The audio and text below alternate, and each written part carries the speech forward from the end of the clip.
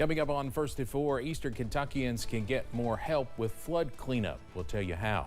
And volunteers from Western Kentucky visit Hindman to donate flood relief items. Plus, dry for now, but some late April showers working toward the region. Tracking the latest coming up as Mountain News First at 4 starts now. Dedicated to Eastern and Southern Kentucky, this is WYMT Mountain News First at 4. Good afternoon, I'm Steve Hensley. First at 4, Eastern Kentuckians impacted by the flood in 5 counties can have debris removed from their private property by state-hired contractors.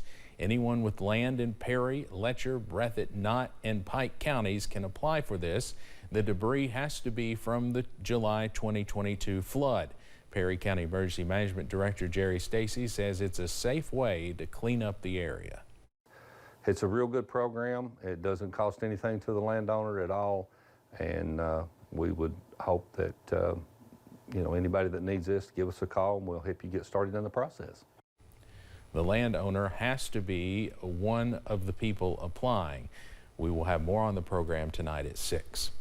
Flood relief efforts are continuing in Knott County today as a Central Kentucky organization joins a flood relief group to help with a giveaway.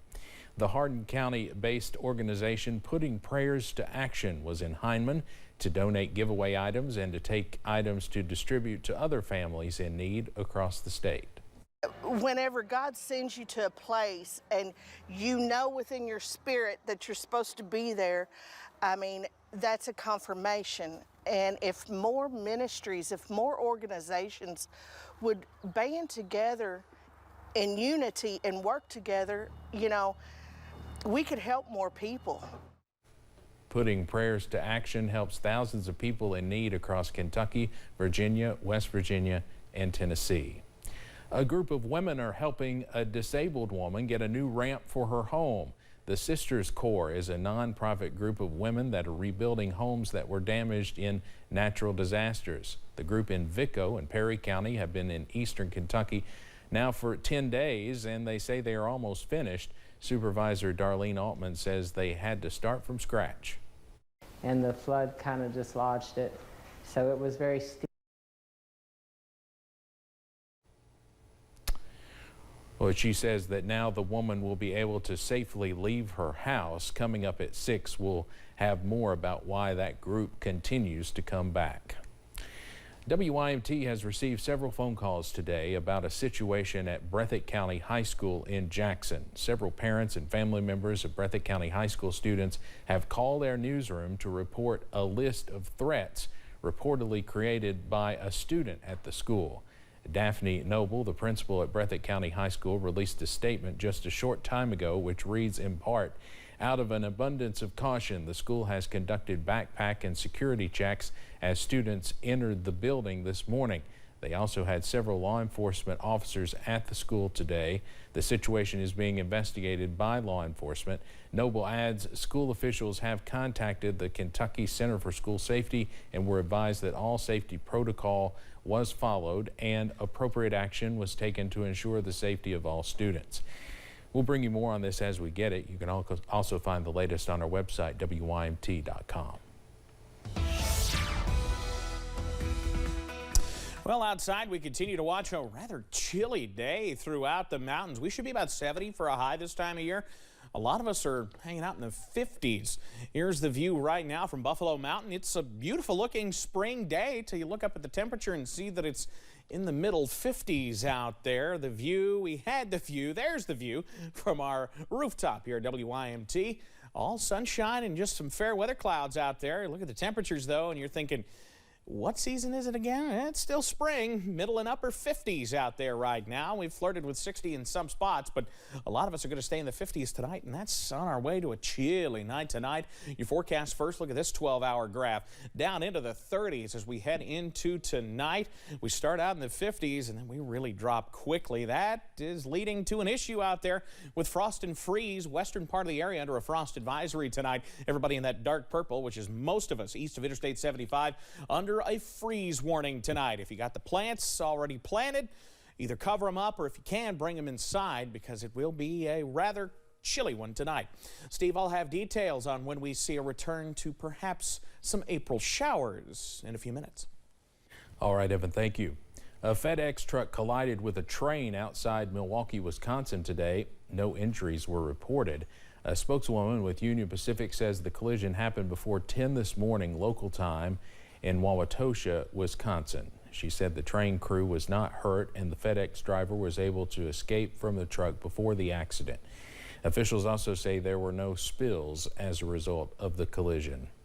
Jury selection began today in Pittsburgh in the case of accused Tree of Life synagogue shooter Robert Bowers. If convicted, he could receive the death penalty. Prosecutors refused his order of a plea agreement in exchange for a life sentence. Bowers is accused of entering the synagogue on October 27, 2018 and opening fire on a crowd of Jewish worshipers, killing 11 people. Bowers is charged with 11 counts of obstruction of free exercise of religion, resulting in death, and 11 counts of hate crimes resulting in death. Ron DeSantis, the governor of Florida and potential U.S. presidential candidate, met today with the Prime Minister of Japan. The trip was officially part of a 4-country trade mission. It comes as DeSantis seeks to polish foreign policy credentials ahead of an official announcement that he will run for the 2024 Republican presidential nomination. That is expected later this year. So we've been talking to the airlines about maybe direct flights. We've been talking to other businesses about opportunities. And so all in all, our view is that a strong Japan is good for America and a strong America is good for Japan. And I think that's the same with Florida. DeSantis will head to South Korea, Israel, and Britain after leaving Japan. Violence continues in the African nation of Sudan as that country moves close to what amounts to a civil war. Leaders in the European Union say they will keep working for a political settlement to the conflict. This is despite the recent evacuation of diplomatic staff and other EU citizens from the country. Yes, I've been talking with all the neighbors, all friends, even with the 2 generals in commanding the forces. And the international humanity message is the same. You have to stop the war, silence the guns, and start talking and looking for a political solution, because there is not a military solution to this war. The U.S. State Department began evacuating Americans several days ago. The EU's ambassador to Sudan was still in the country, but no longer in the capital, Khartoum. At least 5 people were wounded in a suspected car ramming attack near a popular market in central Jerusalem, according to Israeli officials.